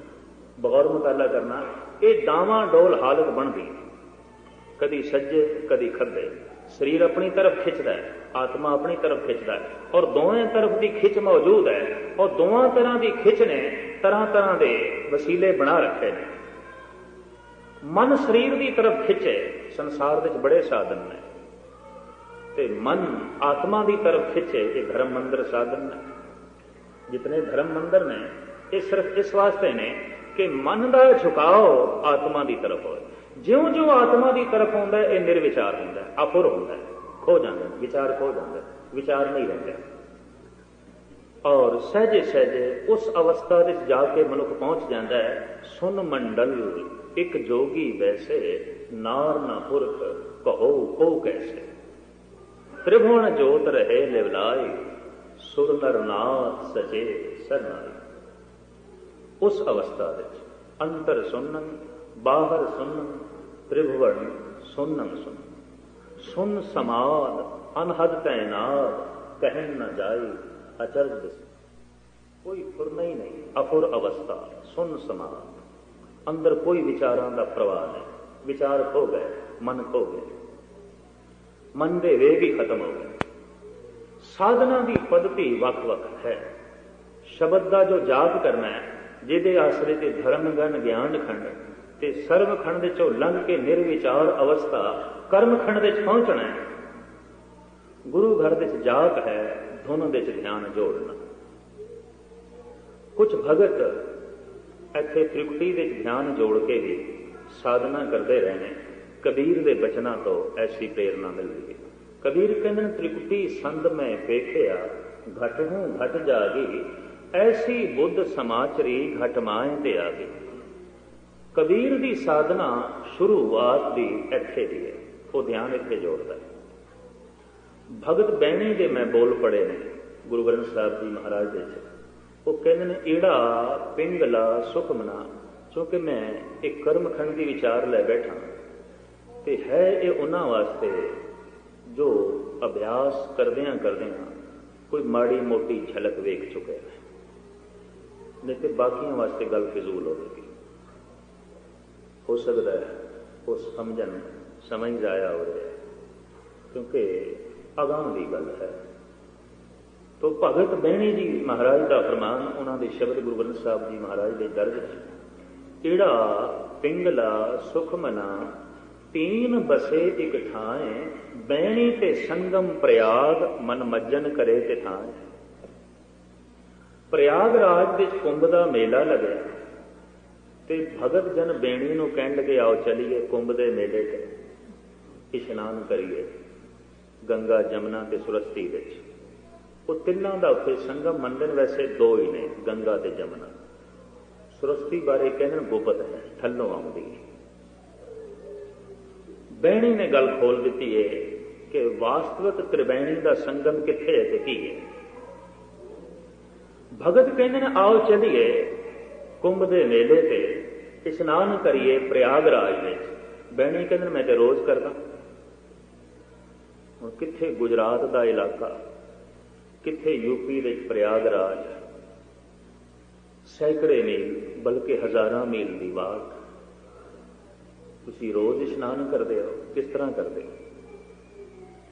आप कहते ने ईड़ा पिंगला सुख मना, तीन बसे एक ठाए, बैणी ते संगम प्रयाग, मन मज्जन करे ते थाए। जी नासपा की सज्जी सुर है ना, इनू ज्योतिष ग्रंथ ईड़ा कहते हैं, खब्बी नू पिंगला कहते हैं। उपरों एक होर सुर आउंदी है विचकार मस्तक दे, उन्होंने सुखमना कहते हैं। ते तिन्हां दा जोड़ इत्थे मंदे ने, इनू त्रिकुटी कहते हैं। धार्मिक ग्रंथों के जिस ढंग की विचार है मैं थोड़े सामने रखता था। त्रिकुटी भगत कबीर ने भी इसे का जिक्र किया। त्रिकुटी संद में पेखिया, घट हूं घट जागी, ऐसी बुद्ध समाचरी घट माए ते आगी। गंग जमन के अंतरे सहज सुन के घाट, कहां कबीरे मठ किया, खोजत मुनि जन बाट। ये जी सज्जी सुर है कबीर ते बैणी कहते ने, ये गंगा है, और ये जो खब्बी है ये जमुना है। तो उपरों जी सुखमना आउंदी है वो गुप्त सुरस्ती है। ਉਹ ਗੁਪਤ ਹੈ, ਨਹੀਂ ਦਿਖਾਈ ਦਿੰਦੀ। ਉੱਥੇ ਗੁਪਤ ਹੈ, ਅੰਦਰੋਂ ਹੀ ਆਉਂਦੀ ਉਹ ਨਾੜੀ ਅੰਦਰੋਂ ਹੀ ਆਉਂਦੀ। ਉੱਥੇ ਪ੍ਰਯਾਗਰਾਜ ਤੇ ਕਹਿੰਦੇ ਨੇ ਸੁਰਸਤੀ ਗੁਪਤ ਆਉਂਦੀ ਹੈ। ਗੰਗਾ ਦਿਖਾਈ ਦੇ ਰਹੀ ਹੈ, ਜਮਨਾ ਦਿਖਾਈ ਦੇ ਰਹੀ ਹੈ, ਸੁਰਸਤੀ ਹੈ ਹੀ ਕੋਈ ਨਹੀਂ, ਕੋਈ ਨਹੀਂ ਬਿਲਕੁਲ। ਕਹਾਣੀ ਇਹ ਬਣਾਈ ਗਈ ਹੈ ਗੁਪਤ ਹੈ। ਜ਼ਮੀਨ ਦੇ ਥੱਲੋਂ ਆਉਂਦੀ ਹੈ ਤੇ ਇੱਥੇ ਆ ਕੇ ਮਿਲਦੀ ਹੈ। ਤੇ ਤ੍ਰਿਵੈਣੀ ਦਾ ਸੰਗਮ ਹੈ। ਤ੍ਰਿਵੈਣੀ ਦਾ ਸੰਗਮ ਨਹੀਂ, ਦੁਵੈਣੀ ਦਾ ਸੰਗਮ ਹੈ। ਉੱਥੇ ਦੋ ਦਰਿਆਵਾਂ ਦਾ ਇਕੱਠ ਹੈ, ਤਿੰਨ ਦਰਿਆਵਾਂ ਦਾ ਇਕੱਠ ਨਹੀਂ। ਪਰ ਆਮ ਸੈਂਕੜੇ ਸਾਲ ਤੋਂ ਪ੍ਰਚਲਿਤ ਕਥਾ ਇਹ ਹੈ ਤ੍ਰਿਵੈਣੀ, ਤਿੰਨ ਬੈਣੀਆਂ ਦਾ ਸੰਗਮ, ਤਿੰਨ ਦਰਿਆਵਾਂ ਦਾ ਸੰਗਮ, ਹਾਲਾਂਕਿ ਦੋ ਨੇ। ਗੁਰੂ ਗ੍ਰੰਥ ਸਾਹਿਬ ਨੇ ਗੱਲ ਨੂੰ ਖੋਲ੍ਹਿਆ ਕਿ ਤ੍ਰਿਵੈਣੀ ਕੀ ਹੈ। ਦਰਅਸਲ ਬਾਹਰ ਦੇ ਪ੍ਰਤੀਕ ਚੁਣ ਕੇ ਮਨੁੱਖ ਨੇ ਅੰਦਰ ਦੀ ਖੋਜ ਕੀਤੀ। ਅੰਦਰ ਦੀ ਜੇ ਧਰਮ ਮੰਦਰਾਂ ਵਿੱਚ ਦੀਵਾ ਜਗਾਉਣ ਦੀ ਪ੍ਰੇਰਨਾ ਸੀ ਤਾਂ ਸਿਰਫ ਇਤਨਾ ਕਿ ਤਨ ਮੰਦਰ ਵਿੱਚ ਪ੍ਰਮਾਤਮਾ ਦੇ ਨਾਮ ਦੀ ਜੋਤ ਜਲ ਰਹੀ ਹੈ। ਨੌ ਨਿਤ ਅੰਮ੍ਰਿਤ ਪ੍ਰਭ ਕਾ ਨਾਮ ਦੇਹੀ ਨੇ ਇਸ ਕਾ ਵਿਸਰਾਮ। ਲੰਬੇ ਚੌੜੇ ਵਿਆਖਿਆਨ ਨਹੀਂ ਆਉਂਦੇ ਸਨ। ਮਨੁੱਖ ਪ੍ਰਤੀਕਾਂ ਤੋਂ ਇਸ਼ਾਰੇ ਲੈਂਦਾ ਸੀ। ਇਸ ਜਲਦੇ ਹੋਏ ਦੀਵੇ ਤੋਂ ਇਸ਼ਾਰੇ ਲੈ ਸਕੇ। ਪ੍ਰਾਚੀਨ ਸਮੇਂ ਤੋਂ ਮਰਿਆਦਾ ਚਲੀ ਆ ਰਹੀ ਹੈ ਹਿੰਦੂ ਮੰਦਰਾਂ ਵਿੱਚ, ਸਨਾਤਨ ਮੰਦਰਾਂ ਵਿੱਚ, ਵੀ ਜਿਉਂ ਪ੍ਰਵੇਸ਼ ਕਰੋ ਤੇ ਪਹਿਲੇ ਘੜਿਆਲ ਵਜਾਓ, ਘੰਟਾ ਵਜਾਓ। ਬਈ ਮੰਦਰ ਦੇ ਵਿੱਚ ਪ੍ਰਵੇਸ਼ ਤਾਂ ਹੀ ਹੋ ਸਕੇਗਾ। ਆਵਾਜ਼, ਸ਼ਬਦ, ਧੁਨ ਪਹਿਲੇ ਚਲੇ। ਧੁਨ ਤੋਂ ਬਿਨਾਂ ਗੱਲ ਨਹੀਂ ਬਣਦੀ। ਧੁਨ ਮੇਂ ਧਿਆਨ, ਧਿਆਨ ਮੇਂ ਜਾਣਿਆ, ਗੁਰਮੁਖ ਅਕਥ ਖਾਣੇ। ਸਾਹਿਬਾਂ ਨੇ ਸਾਨੂੰ ਕਹਿ ਦਿੱਤਾ ਤੈਨੂੰ ਪਿੱਤਲ ਦਾ ਘੰਟਾ ਵਜਾਉਣ ਦੀ ਕੀ ਲੋੜ ਹੈ। ਜ਼ੁਬਾਨ ਤੈਨੂੰ ਰੱਬ ਨੇ ਕਿਸ ਵਾਸਤੇ ਦਿੱਤੀ ਤੇ ਤੈਨੂੰ ਬਾਕੀ ਨਿਕੰਮੇ ਦੀਵਿਆਂ ਦੇ ਚੱਕਰ ਦੇ ਪੈਣ ਦੀ ਕੀ ਲੋੜ ਹੈ। ਆਤਮ ਜੋਤੀ ਦੇ ਅੰਦਰ ਪਈ ਜਲਦੀ ਹੈ। ਉਸ ਤੋਂ ਰੋਸ਼ਨੀ ਲੈ, ਉਸ ਤੋਂ ਪ੍ਰਕਾਸ਼ ਲੈ। ਫਿਰ ਇਹ ਵੀ ਹੁਕਮ ਹੈ ਹਿੰਦੂ ਮੰਦਰਾਂ ਵਿੱਚ ਵੀ ਧੂਪ ਦੀਪ ਜਲਾਓ, ਮਹਿਕਾਰ ਸੁਗੰਧੀ ਚਾਰੋਂ ਪਾਸੇ ਫੈਲਾ ਦੇ ਤੇ ਸਹਿਜ ਅੰਦਰ ਦੀ ਸੁਗੰਧ ਨੂੰ ਪ੍ਰਗਟ ਕਰ। ਅਗਰ ਵਾਸ ਤਨ ਸਾਸ, ਤੇਰੇ ਬੜੇ ਅੰਦਰ ਸੁਗੰਧੀ ਹੈ। ਜਿਸ ਦਿਨ ਬੰਦਾ ਨਾਮ ਤੱਕ ਪਹੁੰਚਦਾ ਹੈ, ਯਕੀਨ ਜਾਣੋ ਸਰੀਰ ਵਿੱਚ ਦੁਰਗੰਧੀ ਨਹੀਂ ਰਹਿੰਦੀ। ਇਹ ਗੱਲ ਵੱਖਰੀ ਹੈ ਕਿ ਸਿਆਣੇ ਮਨੁੱਖ ਇਸ ਵਿਚਾਰ ਨਾਲ ਸਹਿਮਤ ਨਾ ਹੋਣ। ਤੇ ਮੈਂ ਐਸਾ ਸਮਝਦਾ ਕਿ ਬਹੁਤ ਸਿਆਣੇ ਤੇ ਸਿਆਣਪ ਦਾ ਮਾਨ ਰੱਖਣ ਵਾਲੇ ਮਨੁੱਖ ਕਈ ਦਫਾ ਉਰਾਰ ਹੀ ਰਹਿ ਜਾਂਦੇ। ਕਿਉਂ ਕਿ ਸਾਇੰਸ ਜਿੱਥੇ ਖਤਮ ਹੁੰਦੀ ਹੈ ਨਾ, ਧਰਮ ਦੀ ਗੱਲ ਉੱਥੋਂ ਸ਼ੁਰੂ ਹੁੰਦੀ ਹੈ। ਉੱਥੋਂ ਸ਼ੁਰੂ ਹੁੰਦੀ ਹੈ। ਧਰਮ ਬਹੁਤ ਅੱਗੇ, ਬਹੁਤ ਅੱਗੇ। ਔਰ ਧਰਮ ਨੂੰ ਸਮਝਣ ਵਾਸਤੇ ਸਾਇੰਸ ਕੋਈ ਵਸੀਲਾ ਨਹੀਂ। ਧਰਮ ਨੂੰ ਸਮਝਣ ਵਾਸਤੇ ਧਰਮ ਹੀ ਚਾਹੀਦਾ, ਬਸ, ਹੋਰ ਕੁਝ ਨਹੀਂ। ਧਰਮੀ ਬਣੋ ਕਿ ਧਰਮ ਨੂੰ ਸਮਝ ਸਕੋਗੇ। ਵਿਗਿਆਨਕ ਨਹੀਂ ਸਮਝ ਸਕਦਾ, ਸਾਇੰਸਦਾਨ ਨਹੀਂ ਸਮਝ ਸਕਦਾ। ਧਰਮੀ ਬਣ ਕੇ ਧਰਮ ਦਾ ਆਨੰਦ ਮਾਣਿਆ ਜਾ ਸਕਦਾ ਹੈ। ਹੋਰ ਕੋਈ ਤਰੀਕਾ ਨਹੀਂ, ਹੋਰ ਕੋਈ ਵਸੀਲਾ ਨਹੀਂ, ਹੋਰ ਕੋਈ ਉਪਰਾਲਾ ਨਹੀਂ। ਅੰਦਰੋਂ ਮਹਿਕ ਵੀ ਪੈਦਾ ਹੁੰਦੀ ਹੈ। ਮਨੁੱਖ ਦੀ ਇਹ ਇੱਛਾ ਹੈ ਕਿ ਬਹੁਤਾ ਪ੍ਰਕਾਸ਼ ਹੋਵੇ, ਆਲੇ ਦੁਆਲੇ ਸੁਗੰਧੀ ਹੋਵੇ, ਤਾਂ ਹੀ ਤੇ ਤਨ ਦੇ ਉੱਤੇ ਸੁਗੰਧੀਆਂ ਲੈਂਦਾ। ਔਰ ਇਹ ਪੁਰਾਣੇ ਰਿਸ਼ੀ ਮੁਨੀਆਂ ਦਾ ਕਹਿਣਾ ਸੀ, ਅੰਦਰੋਂ ਸੁਗੰਧੀ ਵੀ ਫੁੱਟ ਪੈਂਦੀ। ਗੁਰੂ ਨਾਨਕ ਦੇਵ ਜੀ ਵੀ ਕਹਿੰਦੇ ਅਗਰ ਵਾਸ ਤਨ ਸਾਸ। ਜੈਨੀਆਂ ਦੇ ਧਰਮ ਗ੍ਰੰਥਾਂ 'ਚ ਲਿਖਿਆ, ਮੈਂ ਸਵਾਮੀ ਮਹਾਵੀਰ ਦੀ ਕਥਾ ਪੜ੍ਹ ਰਿਹਾ ਸੀ, ਉਹਨਾਂ ਵਿੱਚ ਲਿਖਿਆ ਕਿ ਮਹਾਵੀਰ ਦੇ ਤਨ ਤੋਂ ਸੁਗੰਧੀ ਫੁੱਟਦੀ ਸੀ। ਤੇ ਪਹਿਲੇ ਮੈਂ ਸੋਚਿਆ ਲੋਕੀ ਆਪਣੇ ਅਵਤਾਰਾਂ ਬਾਰੇ ਗੱਲ ਵਧਾ ਕੇ ਲਿਖੀ ਛੱਡਦੇ ਨੇ, ਬਹੁਤ ਕੁਝ ਲਿਖ ਛੱਡਦੇ। ਪਰ ਬਾਬੇ ਦੀ ਇਹ ਪੰਕਤੀ ਪੜ੍ਹੀ, ਅਗਰ ਵਾਸ ਤਨ ਸਾਸ। ਤਨ ਵਿੱਚੋਂ ਮਹਿਕ ਪ੍ਰਗਟ ਹੁੰਦੀ, ਸਵਾਸਾਂ ਵਿੱਚ ਸੁਗੰਧੀ ਆ ਜਾਂਦੀ ਹੈ। ਧੂਪ ਦੀਪ ਕਰਨ ਦੀ ਕੀ ਲੋੜ। ਆਤਮ ਦਾ ਦੀਵਾ ਜਗਾ ਜੋ ਜਲ ਰਿਹਾ ਹੈ, ਉਹਦੇ ਪ੍ਰਕਾਸ਼ ਤੋਂ ਆਨੰਦ ਮਾਣ। ਤੈਨੂੰ ਦੀਵਿਆਂ ਦੇ ਚੱਕਰ 'ਚ ਪੈਣ ਦੀ ਕੀ ਲੋੜ ਹੈ। ਔਰ ਹਿੰਦੁਸਤਾਨ ਵਿੱਚ ਦੀਵਾਲੀ ਪਤਾ ਕਿਹੜੇ ਦਿਨ ਆਉਂਦੀ ਹੈ? ਮੱਸਿਆ ਦੀ ਰਾਤ, ਅਮਾਵਸ ਦੀ ਰਾਤ, ਅੰਧੇਰੀ ਰਾਤ। ਔਰ ਮੈਂ ਹੈਰਾਨ ਹਾਂ ਕਿ ਦੀਵਾਲੀ ਜੈਨੀ ਵੀ ਮਨਾਉਂਦੇ ਨੇ, ਦੀਵਾਲੀ ਬੋਧੀ ਵੀ ਮਨਾਉਂਦੇ ਨੇ, ਦੀਵਾਲੀ ਸਨਾਤਨੀ ਮਨਾਉਂਦੇ ਨੇ, ਦੀਵਾਲੀ ਸਿੱਖ ਮਨਾਉਂਦੇ ਨੇ। ਇਸ ਦੀਵਾਲੀ ਨਾਲ ਕਰੀਬਨ ਹਿੰਦੁਸਤਾਨ ਦੀਆਂ ਤਮਾਮ ਕੌਮਾਂ ਜੁੜੀਆਂ ਹੋਈਆਂ ਨੇ। ਉਹ ਬੜਾ ਸਿਰਮੌਰ ਤਿਉਹਾਰ ਹੈ, ਬੜਾ ਕੌਮੀ ਤਿਉਹਾਰ ਹੈ। ਲੇਕਿਨ ਅਸਲੀ ਗੱਲ ਖੋ ਗਈ। ਇਹ ਤਿਉਹਾਰ ਸੀ ਧਾਰਮਿਕ। ਮੱਸਿਆ ਦੀ ਰਾਤ ਨੂੰ ਦੀਵੇ ਜਗਾਓ, ਪ੍ਰਤੀਕ ਸੀ, ਇਸ਼ਾਰਾ ਸੀ, ਇਹ ਬੰਦੇ ਤੇਰੀ ਜ਼ਿੰਦਗੀ ਮੱਸਿਆ ਦੀ ਰਾਤ ਹੈ, ਬਿਲਕੁਲ ਅੰਧੇਰੀ ਰਾਤ, ਕੱਖ ਵੀ ਕੋਈ ਨਹੀਂ, ਭਟਕਣ ਤੋਂ ਬਿਨਾਂ ਹੋਰ ਕੁਝ ਨਹੀਂ, ਠੇਡੇ ਠੋਕਰਾਂ ਤੋਂ ਬਿਨਾਂ ਹੋਰ ਕੁਝ ਨਹੀਂ। ਤੂੰ ਇਸ ਰਾਤ ਨੂੰ ਦੀਵਾ ਜਲਾ। ਔਰ ਅਮਾਵਸ ਦੀ ਰਾਤ ਨੂੰ ਹੀ ਦੀਵਿਆਂ ਦੀ ਲੋੜ ਹੈ। ਚੰਦਰਮਾ ਦੀ ਰਾਤ ਹੈ, ਪੂਰਨ ਪ੍ਰਕਾਸ਼ ਹੋਵੇ, ਚੰਦਰਮਾ ਦਾ ਦੀਵਿਆਂ ਦੀ ਕੀ ਲੋੜ ਹੈ। नहीं, अमावस की रात लोड़ है।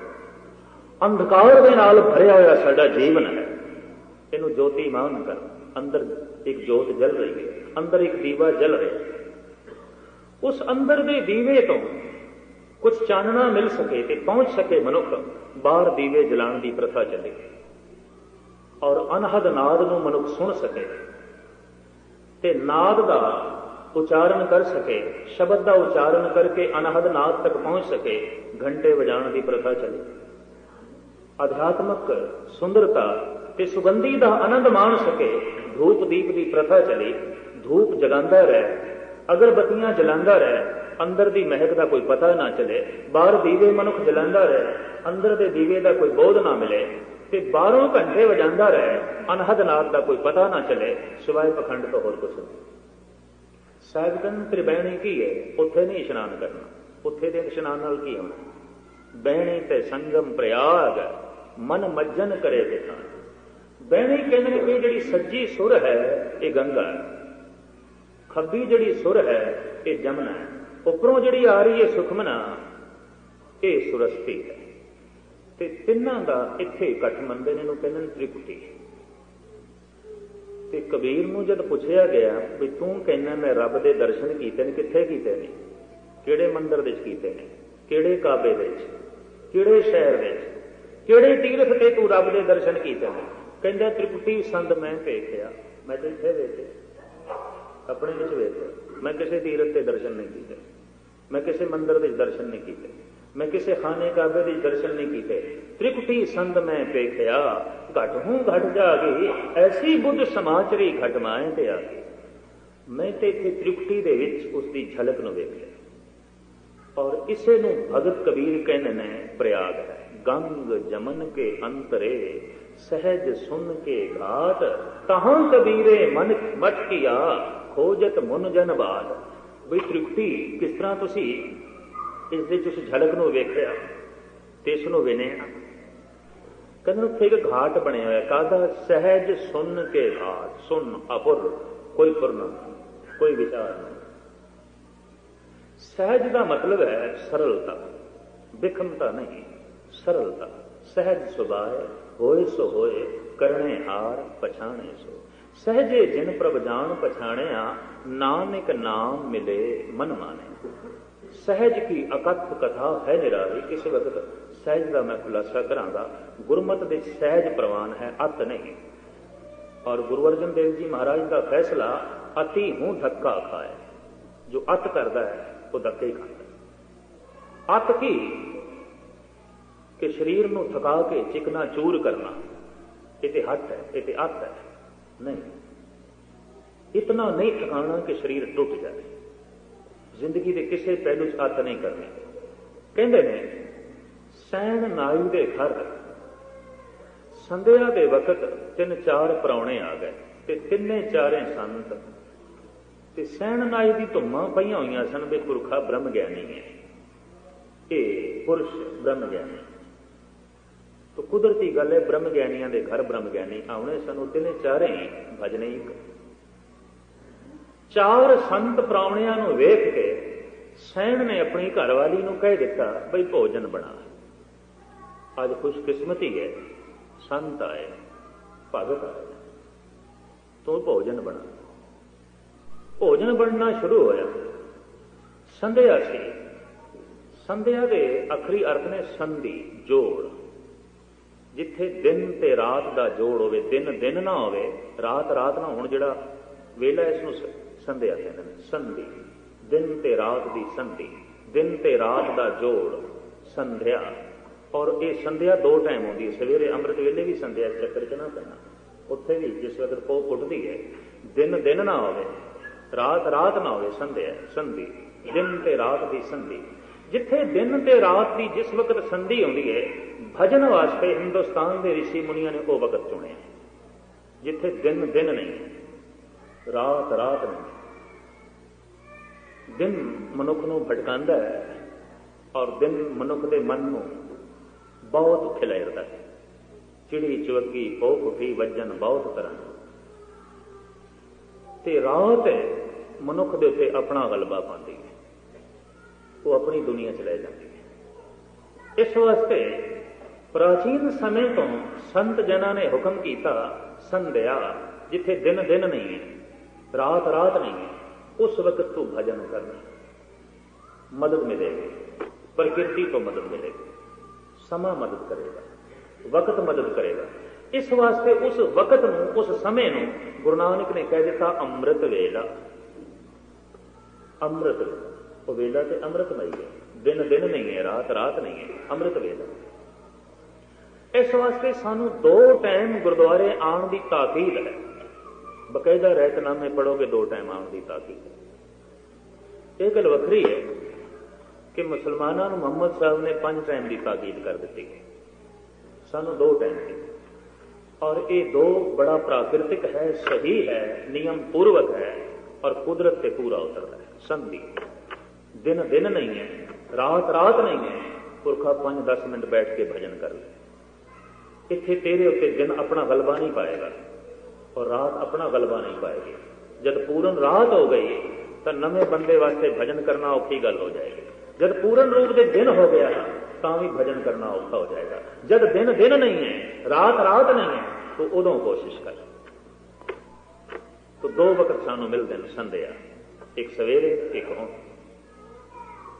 और वाकई इन्हां 2 समयां दा बड़ा भारी प्रभाव है।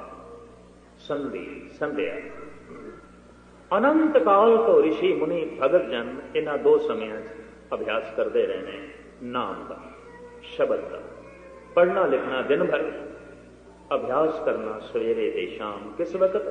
संध्या के वक्त, जब संधि होती है।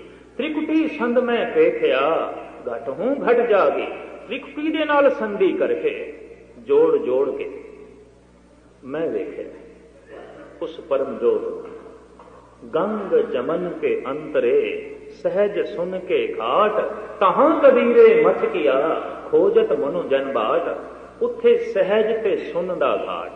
सहज मैं अर्ज कर रहा सी, सहज अवस्था।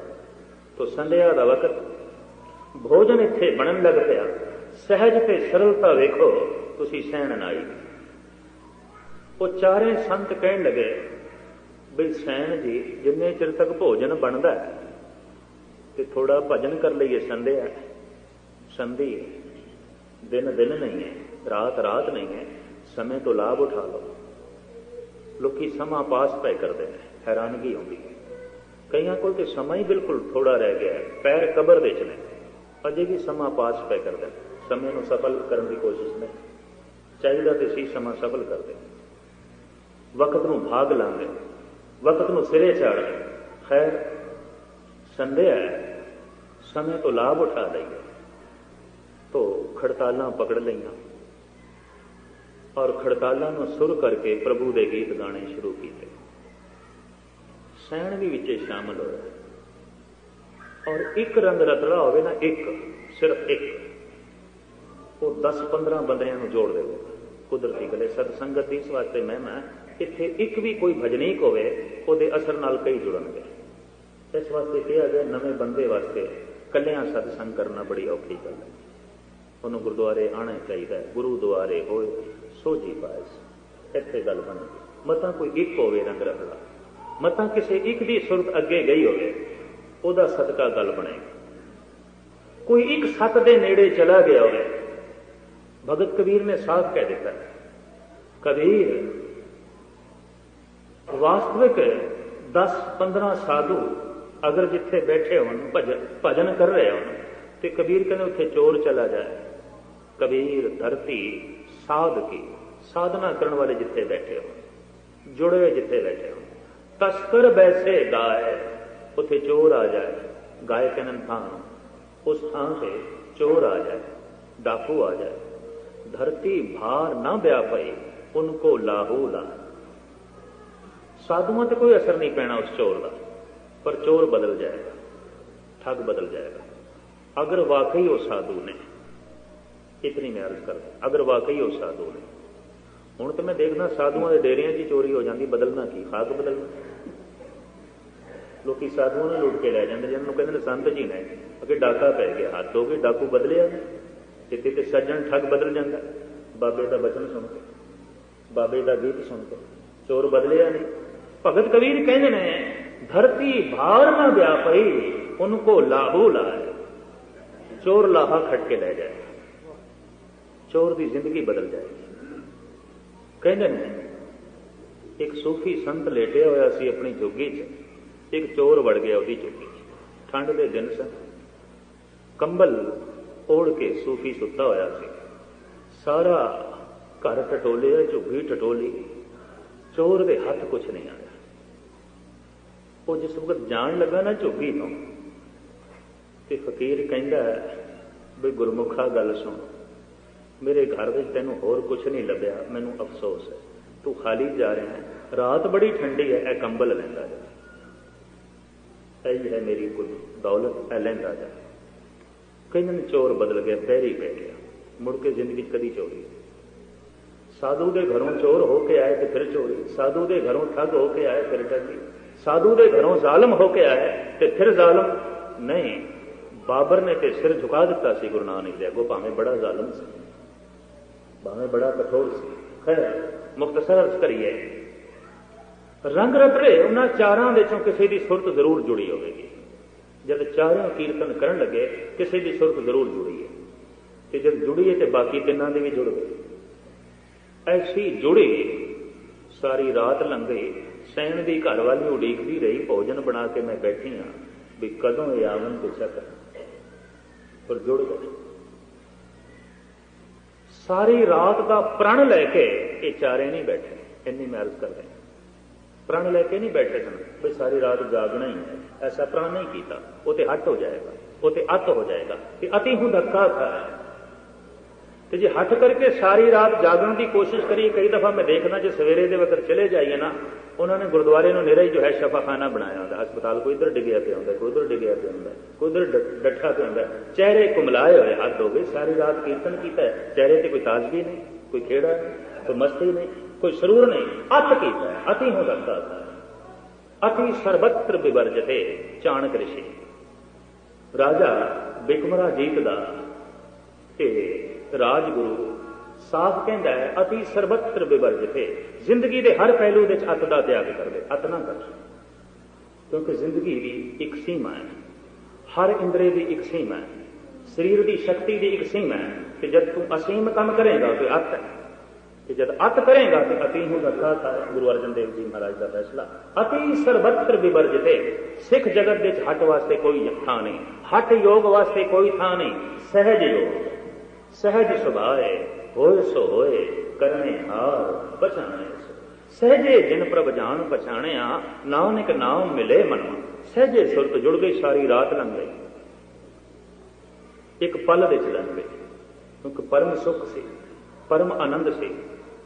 एक घड़ी जो सानू समा दसदी है ना, साइंसदाना ने बनाई है, एक घड़ी परिपूर्ण परमात्मा ने साडे अंदर बनाई है, वो होर समा दसदी है, ਉਹਦੇ ਸਮਾਂ ਦੱਸਣ ਦਾ ढंग होर है। बंदा दुख दे च बैठा होवे, दुख दे च कहंदा वक्त लंघदा ही नहीं, एक मिनट मानो एक दिन बन गया, एक दिन मानो एक युग बन गया, लंघदा ही दुख दे च बैठा। रात का वक्त है, घर दे च कोई मौत हो गई है, चंचे कोई असाध पीड़ा दे च पै गया, कहंदा रात लंघदी नहीं, गिण हटिया मैं तारे, ये रात की एक युग बन गई है। दुख दे समा लंबा हो जाता है, बहुत लंबा। ते बंदा बड़ी प्रसन्नता च बैठा है, खेड़े च बैठा है, मस्ती च बैठा है, कहता लै अज दा दिन हुणे आया हुणे ही चला गया, इन्नी छेती, एक मिनट च लंघ गया। अज दी रात ये कोई रात है, ये आई तो चली गई सिर्फ एक मिनट नहीं, रात का समा तो उतना ही है, पर खुशी दे समा छोटा हो जाता है।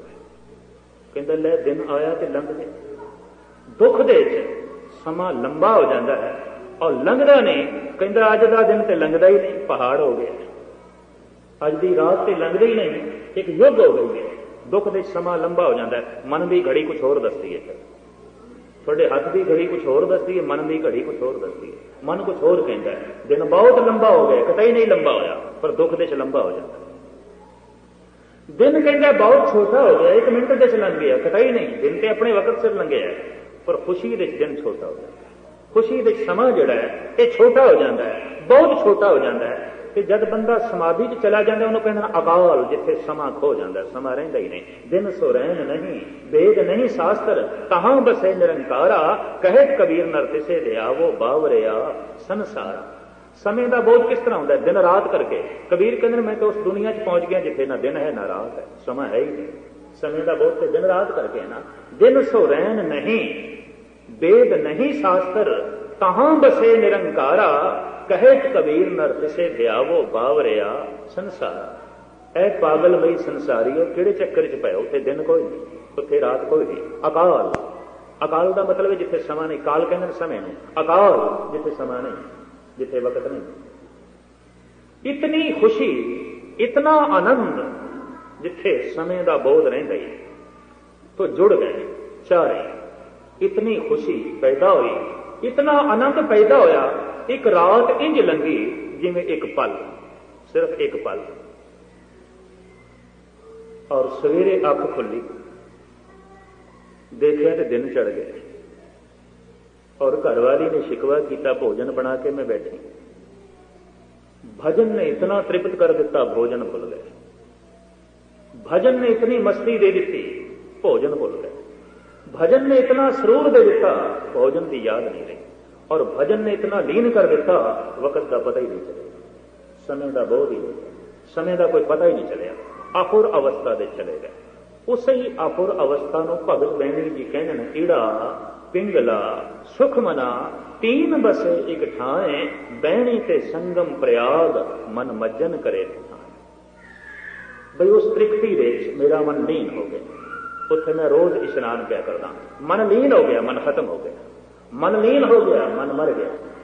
जब कोई दरिया सागर दे लीन हो जाता है तो दरिया किथे रहिंदा? खत्म हो गया। जब मन नाम दे लीन हो जाता है, मन किथे? उत्थे तो नाम ही रहिंदा, मस्ती रहिंदी है, सरूर रहिंदा है, प्रकाश रहिंदा है। मन खो जाता है, मन मर जाता है। और सही मैंने भगती का रस भी उदों ही पैदा होता है। मन अंतर बोले सब कोए, मन मारे बिन भगत ना होए, मन मरे हाथ मर जाए, बिन मन मुए कैसे हर पाए। श्री राग मल्ला पहला। साहिब गुरु नानक देव जी महाराज कहते जो मन मरदा तृष्णा मर जाती, मन मरदा दुविधा मर जाती, मन मरदा आशा मर जाती है, मन मरदा वैर विरोध मर जाता है, मन मरदा संसार मर जाता है। और जब मन मरदा निरंकार प्रगट होता है, ईश्वर प्रगट होता है। मन मरे धात मर जाए, बिन मन मुए कैसे हर पाए। कर्म खंड विच मन नहीं रहिंदा, सरम खंड विच रहिंदा। और उत्थे डर भी बनिया रहिंदा किथे मन मुड़ ना जाए। बड़ी मुश्किल नाल साधिया। चंगे विचार ने, हुण माड़े विचार नहीं, मन नूं निर्मल कीता है। मन मरिया नहीं, मन नूं शुद्ध कीता। हुण माड़े विचार नहीं आते, चंगे आते। पर विचार आखिर विचार ने, चाहे चंगे ने ते चाहे माड़े ने। तुसीं इत्थे चंगे विचारां 'च भी लीन रहो, समाधि थोड़ी लगनी है, कतई नहीं लगनी, सवाल ही नहीं पैदा। एक स्टेज ऐसी है जिथे चंगे विचारां की भी कोई लोड़ नहीं। बुरा की ते चंगा की, हम नहीं चंगे बुरा नहीं कोय, प्रणत नानक तारे सोए। ये बाहर की दुनिया भी अंदर की दुनिया भी, नेक की ते बद की, पाप पुण्य दो एक समान।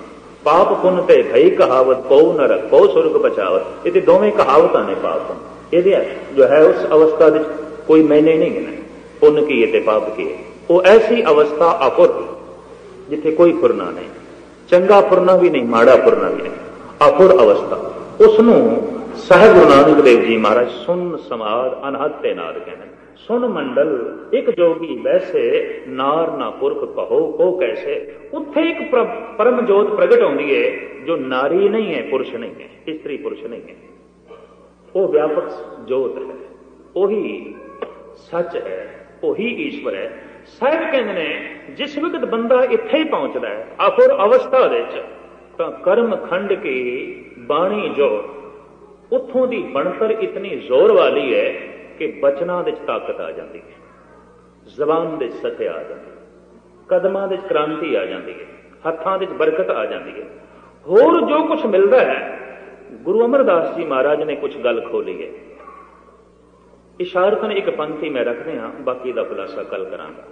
साहिब कहने ने 9 निधि 18 सिद्धि, पिछे लगियां फिरन जो हर हिरदे सदा।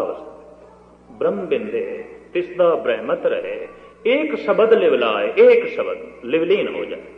लीन का मतलब मन खत्म हो गया, शब्द है मन नहीं रहा, अपुर अवस्था। हुण अनाहद नाद प्रगट हो गया। 9 निधि 18 सिद्धि पिछे लगियां फिरन, जो हर हिरदे सदा वसाए। बड़ी क्रांति आएगी, बहुत कुछ बदलेगा और शरीर दे चों भी उस दियां झलकां मिलणगियां। और वो किहड़ियां किहड़ियां झलकां ने, गुरु ग्रंथ साहब जी महाराज ने कुछ लिखिया है, पर भूमिका दे च मैं तुहाडा सारा समा लै गया। अज मेरी कोशिश सी कि गल नूं मुकाईए तो कुछ होर शुरू करिए, पर ज्यों बुलावे त्यों बोले स्वामी, कुदरत कौन हमारी। जिवें बाबा बुलांदा है तिवें उस पासे चल पईदा। तो कोशिश करांगे कल इस विचार नूं समाप्ति करके कोई होर लड़ी तुहाडे सामने आरंभ करिए। और गुरु बाबा मेहर करन, ये अपुर अवस्था जिसकी तुसी विचार सरवण की, अपुर कोई फुरना नहीं, निर्विचार कोई विचार नहीं, बैठे हाँ अंदर कोई विचार नहीं। तो विचार का मतलब है संसार, जितनी विचार करोगे उतनी दूर चले जाओगे। विचार ही नहीं, जेड़े जेड़े पासे भी विचार करोगे उसे उसे पास तुसी चले गए। निर्विचार कोई विचार नहीं। हम तुसी बैठे हो ना, विचार जरूर ने।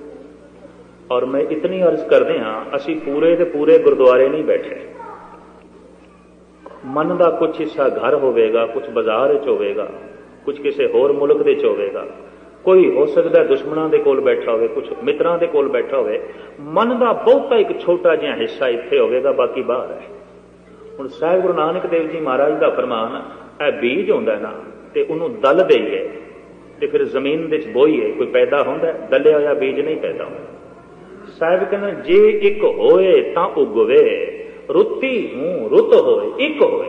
साबत दाना होवे, बीज साबत होवे ते उगदा है। दलिया होया कित्थे पैदा होंदा? अब क्यों उगवे दाल? दाल ते नहीं पैदा होंदी, दलिया होया बीज नहीं पैदा होंदा। साडा मन बीज है पर दलिया होया, कुछ हिस्सा बाजार पे है, कुछ हिस्सा घर पे है, कुछ हिस्सा किसी होर थां ते, कुछ हिस्सा किसी होर थां ते। धार्मिक अनुभवी पुरुष कहंदे ने जे 100 हिस्से मन दे करिए तां सिर्फ एक हिस्सा ही नाम जपण दे वेले आउंदा है, बाकी कोई नहीं, बाकी बाहर है। हुण इन्हां सारियां नूं इकट्ठा करना है, इसे नूं साधना कहंदे ने। ते जिस दिन सारे इकट्ठे होकर नाम जपदे ने उस दिन मन मर जाता है, अपुर अवस्था। कोई विचार ही नहीं, कोई फुरना ही नहीं, क्योंकि जिथे जिथे दे विचार उत्थे उत्थे असीं पहुंचे हुए हैं। विचार ही सानू दूर लै जांदे ने, विचार सानू संसार दे लै जांदे ने, निर्विचार अवस्था सानू परमात्मा दे लै जांदी है। तो बाहर भटकण दी जाच ते आ गई है, अंदर आउण दी जाच नहीं आई। इसे नूं मेरे पातशाह कहंदे मेरे मन परदेसी वे प्यारे, आओ घरे। बाहर क्यों जाना? कित्थे तक जाएगा? अपने घर दे चा, अपने टिकाणे ते आ। बहुता भटके हैं, बहुत भटके हैं। आ अपनी थां ते आ, ते जिउं अपनी थां दे च आउंदा है, हुंदा की है उत्थे दरिया दरिया नहीं रहिंदा, सागर हो जाता। लीनता हो गई, खत्म, मन लीन हो गया, उत्थे मन मर गया। मन मरे धात मर जाए, बिन मन मुए कैसे हर पाए। इस कर्म खंड जो कुछ प्रगट होंदा है, कल मैं कोशिश करांगा, गुरु बाबे ने मेहर की तो मेरी सुरत बनाई रखी, तो विचार थोड़े सामने रखांगा। अज इत्थे समाप्ति। जो कुछ आपने सरवण किया, अंतिम अरदास साहिब गुरु नानक देव जी महाराज के चरणों च। पातशाह जिस जिस खंड दे आपने अपनी बाणी च विचारां लिखियां ने, उस खंड के सानू दर्शन होवन, ताकि जिंदगी सफल होवे। भुल चुक लई खिमा दी याचना। वाहिगुरू जी का खालसा, वाहिगुरू जी की